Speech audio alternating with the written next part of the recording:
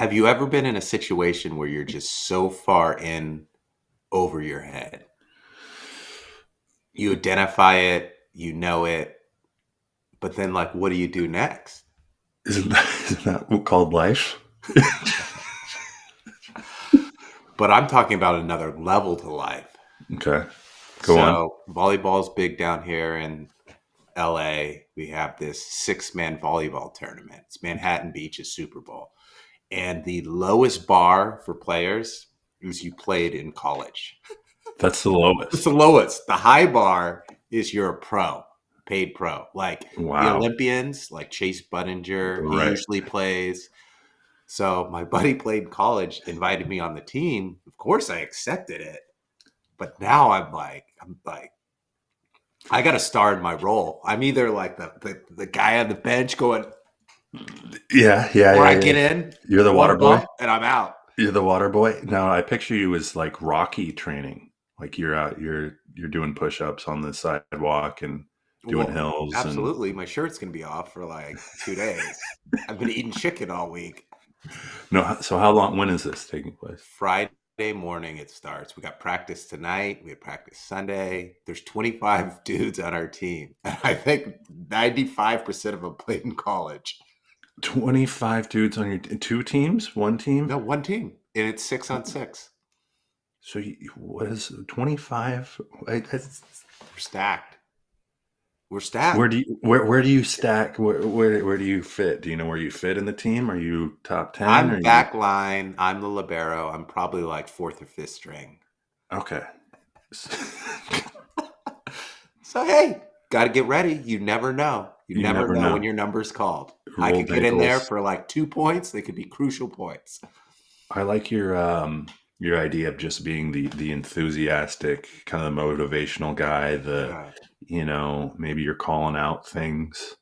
yeah. Right? Is that a thing in volleyball? Oh, Like absolutely. You know that saying, the worst player on the team talks to the trash? That's going to be yes. me.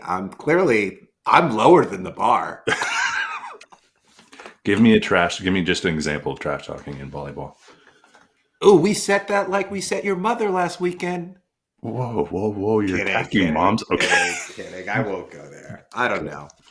Yeah, that's one thing you probably should explore. That in its own is probably more important than maybe the push-ups on the sidewalk.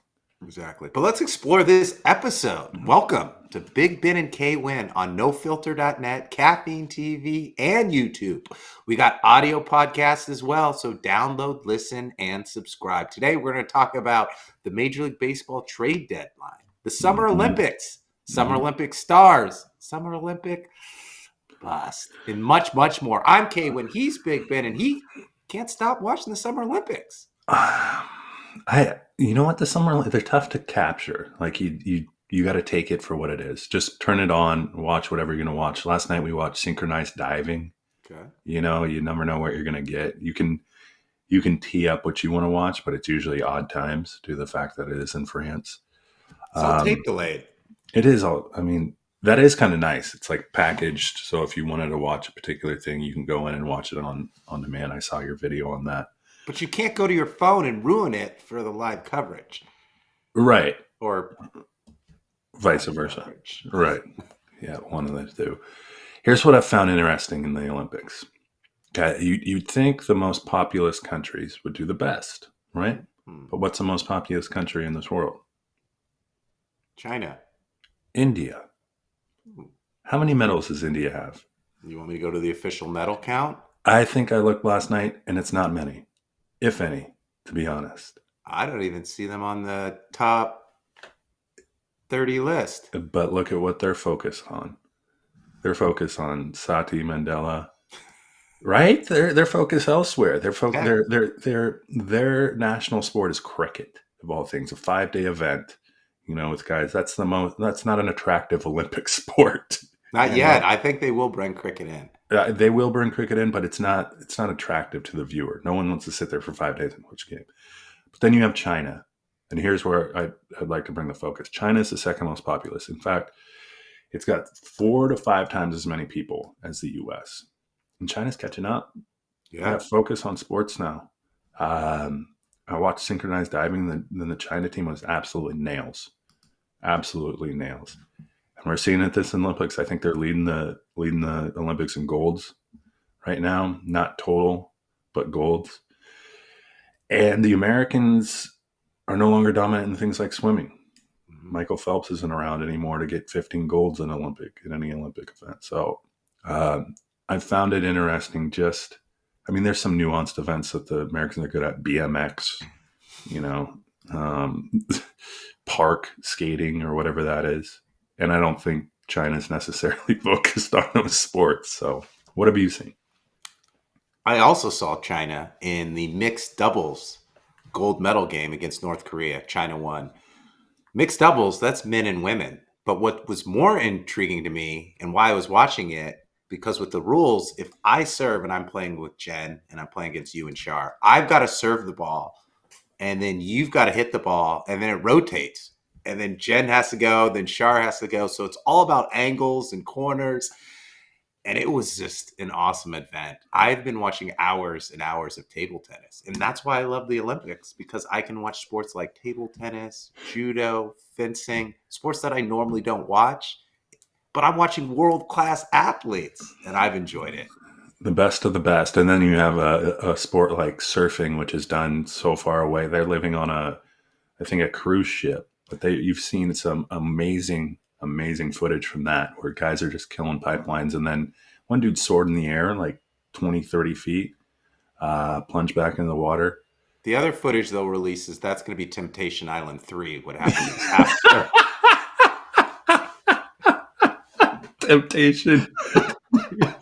Temptation cruise boat. I get you. Well, the Olympics, they're long, but they're short. Yeah. Because it's packed, right? There isn't like, today's event is this, where everyone's focused on that. There's just a plethora of stuff to watch. It just starts fast. And then as it transitions from swimming to track and field, that's when you know you're getting to the end. And we have track and field coming up this weekend. And this is why I want to ask you, who is the fastest man in the world?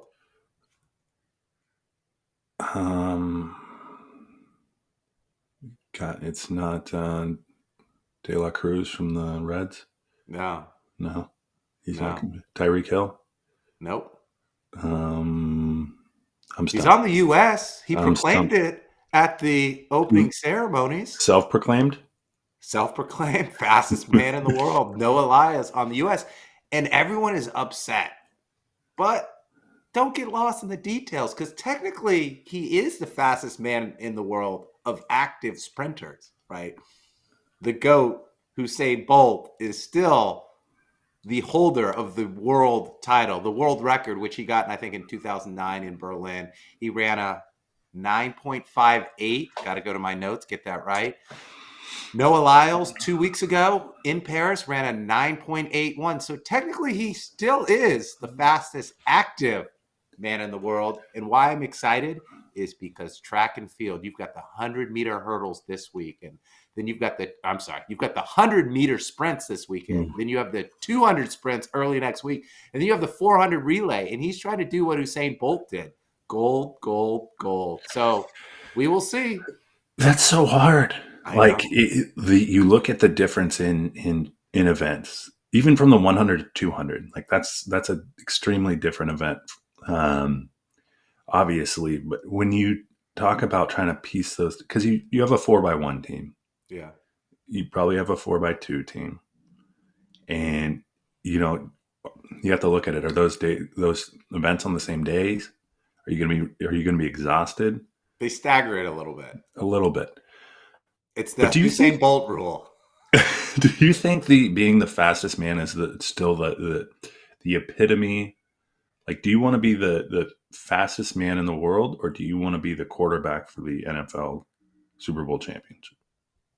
I want to be the fastest man in the world and win a gold medal.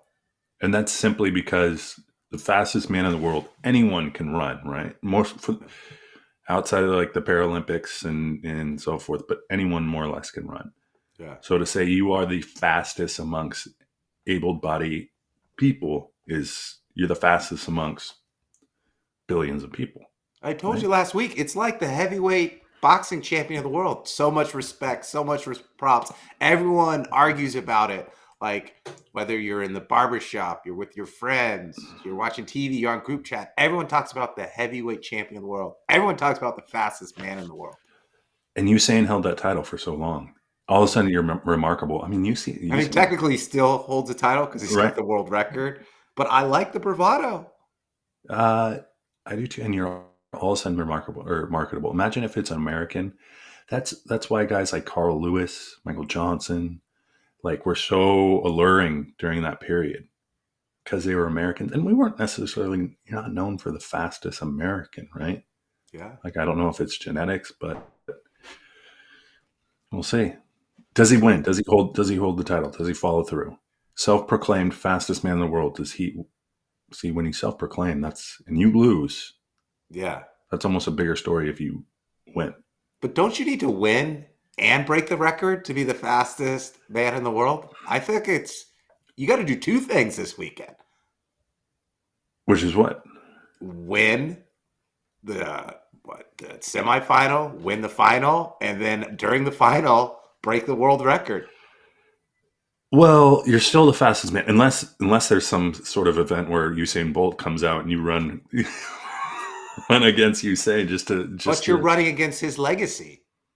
You are. That's like tough. Mahomes is playing against Brady's legacy. Yeah. Does he do it then? That's the question. Well, it's either him or Usain Thompson from Jamaica. So, and I think he runs right around the same time. I'm going to say he does it. But I don't think he breaks the world record. He doesn't break the world record. No. I mean, he'd have to shave off a lot. That's like 2/10 is a lot. He's got to shave off what, 3 and some change? Yeah. Yeah, that doesn't happen overnight. No. Like unless there's a gust of wind, unless like the wind aided or something like that. Yeah, I don't think that happens. What else are you watching this weekend? We got the women's sprint, Sha'Carri Richardson. Yep. She could be the fastest woman in the world. And have you seen her nails? They're long. That's the key to success. You got to have long nails. Remember Florence Griffin Joyner, those daggers? Long nails, gold medals. I'm watching that. Do you think a little beach volleyball? Yeah. Men's basketball, I'm not really watching. Are you? I'm looking forward to France-U.S. final. I think is the thing that everyone's hoping for. I mean, you got the home country hosting country with Wemby on the team playing against U.S. I think the difficulty we're finding with the U.S. Remember the Dream Team? Yeah, of course you remember the Dream Team, but they were about 7-8 deep, and kind of there was some ancillary players behind that, right? People knew their role. We've seen with the U.S. there's a lot of parity on the team. Jason Tatum didn't play in one game. And Embiid didn't play in the next game. Exactly. So I think they're struggling with continuity. Like Durant had to come off the bench and save him in one game, more or less. And so I think they're going to struggle, whereas France probably has 5, 6, 7 players, right, that just know that they're going to play, and the rest probably know they're not going to play much. I think that could hinder them, or that could help them down the stretch. I think U.S. has to switch their model, because all there is to talk about is who didn't play in which game, which superstar, like almost trying to create tension on the U.S. roster. I think they've got to go old school. I think you got to go 8 superstars, 2 like upcoming rookies, and a college player. That way you're starting 8 play, like you said, your continuity. Because now it's like, can Booker really get in a groove if all of a sudden he's not playing as much or getting the minutes? And then Steph and LeBron. I think it's Halliburton. Yeah. Like Kerr's got a tough job. Like if you're a superstar, do you want to go and be like the backup or a role player? I guess that's a sacrifice you have to make. Well, I think that's what Coach K modeled his rosters over, right? Like he did exactly what you're talking about. He's like, well, I'm not going to take the top 12 players because that's really hard for anything to take place where you got every guy wanting to shoot, right? Every guy wanting the ball. So I think a little bit of it is Kurt's the first-time Olympic coach. Coach K held that for a long time. And so he's trying to figure out what works. You know, he's got a lot of ingredients, but I don't think he necessarily has the recipe quite yet. 2-0. He might not have the recipe, and we still might win the gold. Exactly. Talent there. Talent. You want to talk MLB? Yes, I do. Okay. The MLB trade deadline has come and gone. Tuesday wrapped up. Winners and losers. So I read an article by ESPN, or the pundits, Pass, and I think maybe wrote it, and he listed the winners. It was like anyone that did a transaction over the deadline. Like there was no descript. It's like, oh, these guys added this guy. As long as you added someone, you were on a winner. If you didn't, you were a loser. So Were the Giants a winner? No, Giants were a loser, and that's why I'm wearing the Pods hat. So I want your opinion on this too. If I look at what the Pods did, it's an arms race. Yeah. It's an absolute arms race down the stretch. Now you got to have some offense. You look at like what Garcia did for the Rangers down the stretch and just played out of his mind, right? But that's all they needed really was one guy. But down the stretch, the Pods added so many arms, and it's a chess game. It is a literal chess game down the stretch. Your starters are waning. If a starter, shows any inclination of falling apart, you can bring someone in the fifth inning, and you can stretch that game and be a little more pragmatic about who you're bringing in based on, lefty-righty matchups, who matches up well. Like that, you need more arms in the bullpen. And I think the Padres have the offense to do it. Profar has been great. Machado, they've got, and then they've got, the new age Tony Gwynn and is it Alvarez? So Luis Ariz. So what I saw from any team out there, I liked what the Padres did. The San Francisco Giants didn't add. The Diamondbacks. The Giants added Mark Hanna from Detroit. Yeah, exactly. I mean, who's Mark Hanna? Exactly. But the Dodgers got better. But here's what I'm seeing is it's a tough division. You're going to have to eke out. We all know that. But I think it was what they did is they separated themselves from, say, the Diamondbacks, as well as the Giants and the other teams, the Rockies. It's going to be a tough out against the Dodgers. But again, you need arms. And they got Hader, one of the best closers. You just can't have a queen. You got to have a pawn. You got to have a rook. You got to have a bishop. Because I think you see it in the World Series, in the playoffs. It's like it could be the fourth inning. They're like, all right, we're bringing in we're bringing in this dude just to face this batter. Yeah. And every out becomes vital. And I think the Padres did a good job of just bolstering the bullpen, adding more depth. And I think when you're the hitter mindset, these guys that are going, okay, if we can get 3 runs, 4 runs, we're going to be in a good spot just because we have guys that can come in and get outs. Jason Adam from Tampa, Tanner Scott, all-star closer from Miami. The Padres added him to go with already a good bullpen. Now it's a great bullpen, and they shortened the game. And you're right. In the playoffs, it's all about highly leveraged situations, and you need a pitcher who can get a swing and a miss. And they've got multiple people in the bullpen.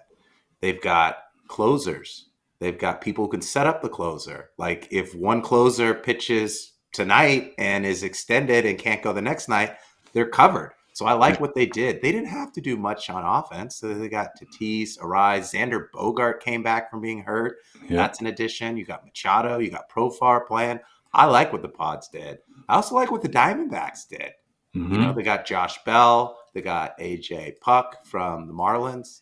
A lot of moves. And if you look at the Phillies, their number one move was getting the closer from the Angels. And it goes back to what you're saying. That's what you need. You need more arms in the bullpen. Yeah. And I think that's the issue with my Mariners. There was such an emphasis on getting a bat. But what we've seen, yesterday, Kirby didn't have his best stuff. So what do? You have to go to the bullpen, right? And lately it's been cringe. It's almost like, oh, geez, we're holding on, right? And, you can go get your bats. I think they got stifled with trying to pursue Guerrero and ended up with Josh Turner as a fallback. But really you look at it and it is pitching. I think the Padres have the formula and along with the Dodgers. Yeah. Dodgers just have to be healthy though. They have the pitchers on their roster, but Kershaw got banged up for 7 after 3. I don't know if Buehler's going to come back. I don't know if their number 1, I can't remember his name, is going to come back. It'll be interesting. Yeah, it will be. And that's the NL West. And then, the ALS isn't the best, but the Houston Astros didn't do much at the trade deadline. Yeah. They're just trying to get healthy, just like the Dodgers. And they believe when they are, they're probably one of the top 3 teams in Major League. Phillies, Cleveland didn't do much. Yankees added some pieces. Like you're seeing the cream rise to the top. And there's probably 8 really good teams. And then there's a battle for the last wild card spot. And then there's everyone else. Yeah. The White Sox are atrocious. I can't believe they didn't trade Zach Crochet. That was just like a PR disaster. I don't know. His demands were like pitch counts and something else. So he is a couple years removed from college. He had like soreness in college. He had Tommy John in 2002. They threw him in as a reliever. He pitched a lot, and then this is his first year as a starter. So they're stretching his innings out, stretching his arm. So he pitched more than he ever had. And I guess the story goes is he wanted an extension before he pitched with his new team. And he made that known, and now he's still on the White Sox, and the White Sox didn't trade their best asset, who's got a history of getting injured. I mean, that says something, right? If you want an extension, I don't know if you trust your arm. Do you? Yeah. I don't know what happens. I don't know. I mean, I don't fault him for saying that. I think he could have kept it quiet, right? Yeah. And then once he got traded, like the trade doesn't go through until it's finalized. So he could have had that conversation at the right time. Yeah. Negotiation wasn't, he didn't take that in negotiation 101 in college. I want to talk about my Marlins really quick. Your Marlins. Florida Marlins. They traded 34% of their active. Am I frozen still? Yeah, keep going. You'll break out of it. The Marlins traded 34% of their active players on their 26-man roster. 34%. I'm still frozen, but I'm going to keep going. They traded 9 players. 7 of them were pitchers. They traded 10 players this year if you go back to the Luis Arraez. What I'm saying is the Florida Marlins are like the last place team in your fantasy football league, and everyone rushes to get all the players and suck them dry for a playoff run. Take a look at the transactions. If you printed out their transaction log, it would look like a mortgage loan document. There were so many transactions. I don't know how they can stay alive in the market because they just keep trading and unloading, and their stars are everyone else's stars. And it's vastly different from the Rays. The Rays do the same thing, but they win with their next generation players. They're over 500. They make the playoffs. The Marlins just can't get it right. I think the Marlins, I don't know. It's not as much as it should be with the diversity down there. You'd expect a little more baseball fandom, if you would. But here's what you got. You got the Heat. You got the Dolphins. Got the Panthers. Yes, you have the Florida Panthers now. You have the Miami Cristobal with the U, right? They're still reviving that football program. And then now you have Messi playing for Miami FC. Yeah. Like you're not any secondary, you're not even tertiary, you might be 5th on a list. You might be lower. You got Florida State, you got exactly. UF. Like they're suffering through the turnstile. I think we saw that. And I think that's what, like, they don't know who they are and how they're going to revamp and how they're going to build a team. Like they traditionally have not been, they won a World Series back. When was that? Early 2000s. Yeah, with Dontrell Willis, and they actually won 2 World Series. Did they? The year they beat the Cubs with Bartman. Oh, yes. So I guess they have that for them. They got 2 World Series. They do, but no one. I mean, Miami's such a you got to win now, right? Yeah. Like, people are down on the Heat. They made it to a finals, but where I'm going with this is I think the Miami Marlins. It's all about turnstile. Like, people getting people into the stadium. And I don't think people are rushing to watch the Marlins play just based on what other options they have. You got an NHL, yeah. So sell off 34% of your team. I don't know, what kind of farm system they have. But you bring that up as They are the furthest team from our jurisdiction. Yeah, I So know. great. They're not in our. I just thought it was interesting. Like you just go through the trades and it's like Marlins, Marlins, Marlins. I Right. was like, are they gonna have anyone left? I Like, mean, that's one way to do it. I mean, addition by subtraction. Like you're getting something. Something's going to pan out. It's going to cost you much less than you're paying the person that you're getting rid of more than likely. but So I feel like it's almost like a zero sum game for them. Like they're making all these trades to make it look like they're doing something, but they're not getting anything in return that is worthy of the trade. And then they trade those players the next year. So it's like this shell game. They're money laundering. It's Southern Florida. They're money laundering. but if you're going to rebuild, if But you're, they've been you're rebuilding for 5, 10 if years. your motive is rebuild, right? But obviously they weren't going to do anything this year. Yeah. Right. They weren't. So why not like look at it as let's go get as many assets as we can. This is the Sam Presti kind of effect. Like let's go get as many assets as I can. Sam Presti gets to the playoffs, though. Yeah, he does. But Derek Jeter's now an owner. Like I don't think they don't know what they're He doing. left. Oh, geez, never mind then. They don't know what they're doing. Let's just keep it at. They have no idea what they're doing. They're just going and getting as many players with cheap contracts and non-guarantees and all this, so that they can try to piece something together. Yeah. But then again, maybe they're just looking at it as like they don't have people. I think it's a tough go. Baseball in Southern Florida right now is probably not on top of mind for anyone. It's either a tax write off or it's money laundering, So let me ask you this. or it's both. Probably.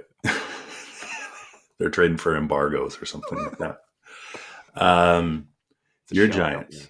Yeah. Your Giants. I got to go. Who are you rooting for? Who are you rooting for through the end of September? In the National League, the Padres. In the American League, the Orioles. Orioles, Padres, World Series. You heard it here first. Orioles got some pitching. They brought up Jackson Holiday. Orioles are ready to go. Jackson Holiday hits a grand slam, and I think for his first home run. He was never there, but yeah, sure, he's back. He was there early in the year, slumped a little. He was in a treacherous slump to start. I think he was 3 for 23. Easy. Like when you don't get to 100 at bats, the average just jumps up and down quickly. He'll be up to 240 in a week. His slugging percentage tripled with that grand slam. We can say that for sure. All right, you got Orioles, Padres. I like the Padres as well. The National League, American League. Remember last year you loved the Yankees? I don't hear you talking about the Yankees too much this year. The Yanks, they're like the U.S. Olympic team for basketball. It's like they got a lot of players and they're all hurt and they're trying to piece together some things. But Mike Chisholm has played phenomenal. He had a couple home runs. Like he might be the spark that the Yankees need. And he's very anti-Yankees. Like you look at his Jazz and you're like, that guy doesn't fit the mold as a Yankee, but he might be what they need. Yeah. Like just, let's loosen the tie a little bit. He's either going to be the gift or the curse. Yeah. Then if he starts slumping, they're going to be like, oh, he's the problem. Yeah, exactly. New York media will get on him. It's the first time he goes over 4. I don't trust the Guardians. I don't trust the Twins. Yeah, it's probably your Orioles. Wow, we're agreeing. We can't agree. Pick someone else. Okay, well, pick the Phillies. Okay, the Phils. We get to see them. They're coming to Seattle, I think, this weekend. So I'll have a better feel. There's going to be a sweep in T-Mobile. Bryce Harper's going to hit one of the Space Needle. I mean, there it goes. Astros up 3 after a Philly sweep in Seattle. Yep, and then we got Detroit and then the Mets. So it'll be a telling homestand for the Mariners. Very telling. But I am encouraged. Justin Turner's not the guy you wanted, but he is. He brings a little pizzazz. Great beard. Yeah, great beard. We actually went from Ty France clean cut to we brought up a guy, first baseman, a little more grizzled, but then you get Justin Turner, just great beard, good personality, guy you want on the team. And then if you look at Randy Rosarina, he fits a spot too. Okay. Good corner outfielder. So we'll see what happens. All right, here's my next question before we get out of here. Okay. Do the Americans win the most medals, and do they win the most golds? Do they do the... Yes, they win the most medals. It's a numbers game. They've got the most athletes. Do they win the most golds? I would like them to win the most golds. I can't see the probability of them catching the leaderboard. I'm going to say yes. I'm patriotic. Both. Most medals, most golds. And if they only win one, what would you want that to be? Most golds. Most golds? Yeah, because if you look at the medal count, like the team in first has the most golds. I think it's a weighted system, right? Gold should be worth 3 points, silver 2. I don't know. That's my leaderboard. It's weighted. If someone wins 100 silvers, I'm not putting them at the top. Or 100 bronzes. Okay, then wait. Okay, 100 golds. Silvers. Oh, right. Just hear me out. 100 silvers is relative to how many golds? What did I say? It's 3-1, so 300 golds. No. So 30 golds is relative to 100 silvers. So if a country wins 100 silvers, and a country wins 30 golds, you're saying the 30 golds is equal to the 100 silvers, but yet more important. Yeah, and I'm saying they're worth 3 points. So then the weighted system. I can't do math. I told you I'm not good. Golds should be weighted. And next episode, Math 101. Perfect. All right. I'll get a tutor. I'll do a word problem. If one country... I got a calculator. I've got Gen AI. I don't need to do math anymore. Oh, great. The generation behind us is... Sorry, Kennedy. Don't listen to this pod. Yeah. Anyways, let's wrap this up at Big Ben KWin _ at Big Ben KWin _ TikTok, Threads, Facebook, Instagram, everywhere you get your podcast, audio podcast. Download, listen, subscribe, 5-star. Drop your comments below if you're watching this live or even on demand. We go live every week. NoFilter.net, Caffeine TV, YouTube. I'm KWin. He's Big Ben, and I need you to give me a little clip, a little something this weekend while you're watching the Olympics, Big Ben. Paul Skeen's reporting live. I'm working. That would be amazing. Yes. You're done with residency. You're good. You know what we might do? I'm taking my Kennedy to the fair. I might do the Fair Olympics. How fast? What day? Sunday. All right. So I'm going to be winning a volleyball tournament all weekend. There you go. You dominate the sand. I'll dominate the, I don't know. Ferris wheel. Yeah, there you go. Boom.